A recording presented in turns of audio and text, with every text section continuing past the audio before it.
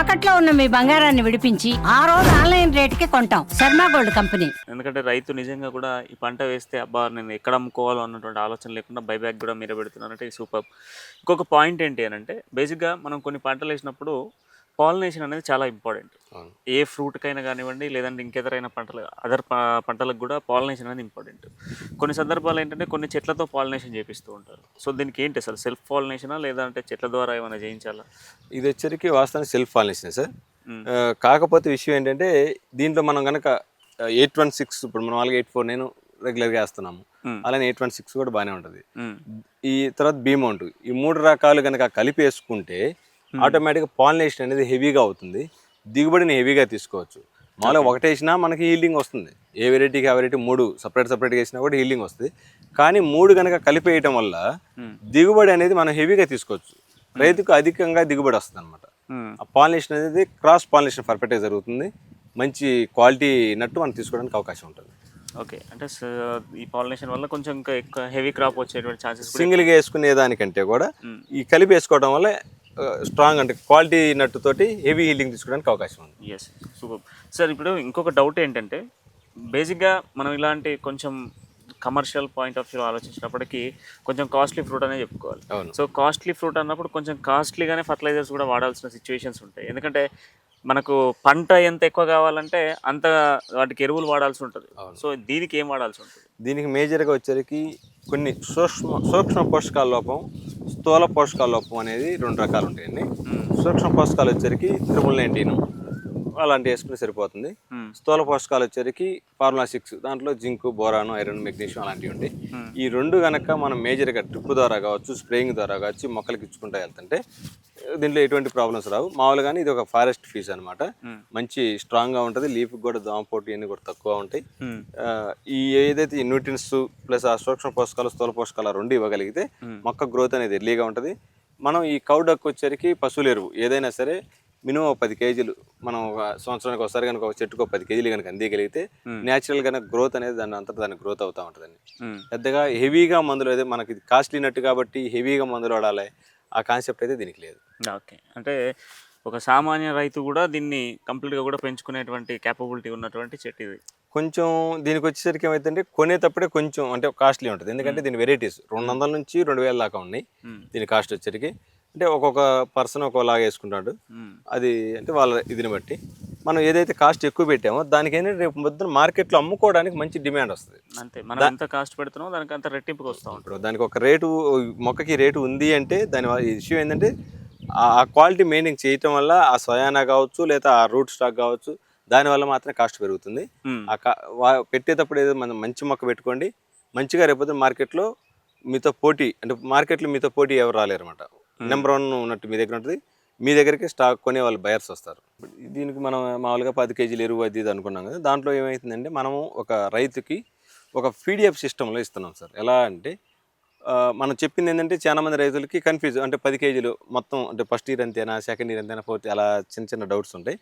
దానికోసం మనం ఏం చేసామంటే పీడిఎఫ్ సిస్టంలో రాసాం. ఫస్ట్ సంవత్సరం ఏ మందులు వేయాలా, పశువుల ఎరువు ఒక 5 KG, single super phosphate, uranium, potash, తర్వాత యూరియా కొంత, అలా కొన్ని కాంపోజిషన్ కలిపేసేసి ఫస్ట్ సంవత్సరం ఈ మోతాదులు ఇవ్వాలి, సెకండ్ ఇయర్ ఈ మోతాదులు ఇవ్వాలి, థర్డ్ ఇయర్ ఇలా అంటే హీల్డింగ్ వచ్చిన దాకా మందులతో సహా పశువుల ఎరువు కావచ్చు, మందులు కావచ్చు, ఇవన్నీ కూడా ఒక పీడిఎఫ్ సిస్టంలో మేము తయారు చేయడం జరిగింది. అది మొక్కలు కొన్న రైతులకు ఇవ్వడం జరుగుతుంది. అది మీరు దాన్ని ఫాలో అయితే పర్ఫెక్ట్గా దీనికి మెయింటెనెన్స్ సరిపోతుంది అనమాట. ఇంకా అది కాకుండా ఇంకేదైనా డౌట్స్ వచ్చినా కూడా మీకు సమాచారం ఇవ్వడానికి మేము ఎప్పుడు రెడీగా ఉంటాం. రైతులకి ఎటువంటి ఇబ్బంది రాదు. అందుకని చెప్పేసి మన పీడిఎఫ్లో ఆల్మోస్ట్ ఏంటంటే కొంచెం పురుగుతో సహా లేదా ఒక తెగులు వచ్చిన ఆకు లేదా సూక్ష్మ పోషకాల లోపం ఉన్న చెట్టు ఇవి కూడా పీడిఎఫ్లోని ఒక ఫోటో ఇచ్చేసి దాని పక్కన ఇవి వాడితే ఇది కంట్రోల్ అవుతుంది, దీనివల్ల ఈ ప్రాబ్లం వచ్చింది అనేది కూడా వివరంగా చెప్పడం జరుగుతుంది. రైతుకి ఎటువంటి ఇబ్బంది లేకుండా నీట్గా అంటే కొత్త పంట కాబట్టి రైతుకి డౌట్ రావడం సహజం. ఆ డౌట్ని కూడా వీలైనంత వరకు ఆ పీడిఎఫ్లో సిస్టమ్ చూస్తేనే అర్థమయ్యేటట్టు మేము ప్లాన్ చేసాము. అది కాకుండా అడిషనల్గా మా దగ్గర కాల్ చేసినా కూడా మేము చెప్పగలుగుతాం. సో బేసిక్ ఏంటంటే హార్టికల్చర్లో చాలా పండ్ల మొక్కలకి సహజంగా తెగుళ్ళు వస్తూ ఉంటాయి. అయితే ప్రధానంగా ఇప్పుడు మనం మెగడమీకి సంబంధించి ఎలాంటి తెగుళ్ళు వస్తాయి, ఈ తెగుళ్ళకు సంబంధించినటువంటి నివారణ ఏంటి? ఇవి మేజర్గా వచ్చరికి వీటికి పెద్దగా ఏం రావండి. మినిమం ఒక 3 ఉన్నాయి. ఒకటి వచ్చరికి ఫ్లవర్ బైట్ అనేది ఒకటి వస్తుంది, తర్వాత ఆస్ట్ స్పాట్ అనేది ఒకటి వస్తుంది, తర్వాత ఫ్లైట్ ఆప్తరా. ఈ 3 అనేది మేజర్గా వీటికి రావడానికి ఆస్కారం ఉంది. ఈ 3టికి సంబంధించి నివారణ చర్యలు, మందులు అన్నీ మనం వివరంగా పీడిఎఫ్లో అమర్చి ఉంచాము. అది మీకు వివరంగా దాన్ని ఇచ్చేస్తాను. అది కనుక వాడితే దానికి అంటే ఒక్కో రకానికి ఒక్కొక్క రకమైన మందు ఉంది.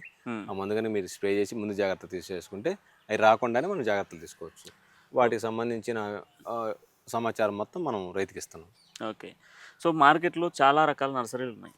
మెకాడేమియా ఫ్రూట్స్ అంటే ఈ చెట్లకు సంబంధించి చాలా నర్సరీస్లలో కూడా వాళ్ళు చేస్తూ ఉంటారు. అవును. పర్టికులర్గా ఒక ఫార్మర్ మీ దగ్గరే తీసుకోవడానికి బలమైనటువంటి రీజన్ ఒకటి ఉండాలి.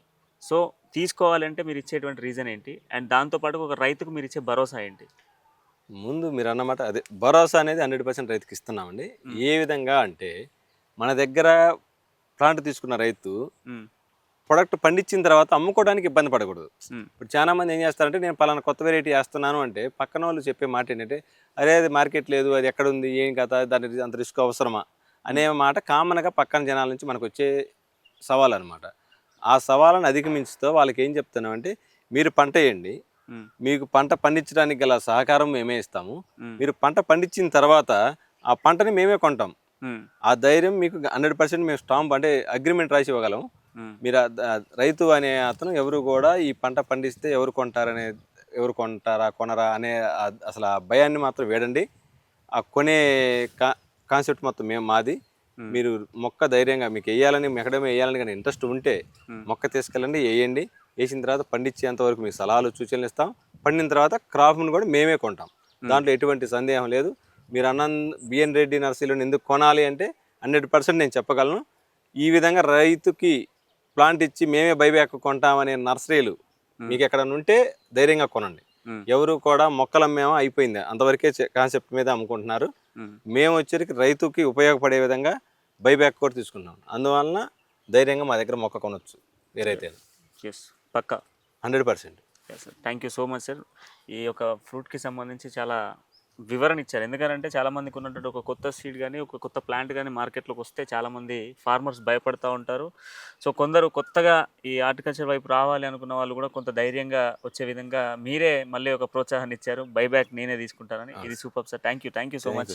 నిజంగా బిఎన్ రెడ్డి ఫామ్లో ఈ యొక్క మెకాడేమియా అనేటువంటి మొక్క తీసుకున్నట్లయితే దాదాపు ఈ పంటకు సంబంధించి పంట చేతికొచ్చి మళ్ళీ ఆ క్రాప్ వచ్చిన తర్వాత బైబ్యాక్ కూడా మేమే తీసుకుంటాము. ఎవరు ఏ రైతు కానీ ఏ బిజినెస్ మ్యాన్ కానీ బాధపడాల్సిన అవసరం లేదు, భయపడాల్సిన అవసరం లేదు. కంప్లీట్గా అగ్రిమెంట్ ఇవ్వడానికైనా సిద్ధం. ఏ నర్సరీలోని విధంగా ఎక్కడా కూడా లేని విధంగా మేమే బైబ్యాక్ తీసుకుంటాం. మొక్క నాటినప్పటి నుండి పంట చేతికి వచ్చి మళ్ళీ మీరు అమ్మేంత వరకు మీ తోడుగా మేముంటాం. ఏ పంటకు కంప్లీట్గా కూడా వచ్చే తెగుళ్ళన్నిటికీ కూడా ఏ మందులు వాడాలి, ఎలాంటి తెగుళ్ళు వస్తాయి, వాటన్నిటికి సంబంధించినటువంటి వివరణ కూడా మేమే ఇస్తామంటూ కూడా మాట్లాడుతున్న సిచ్యువేషన్స్ కనబడుతాం.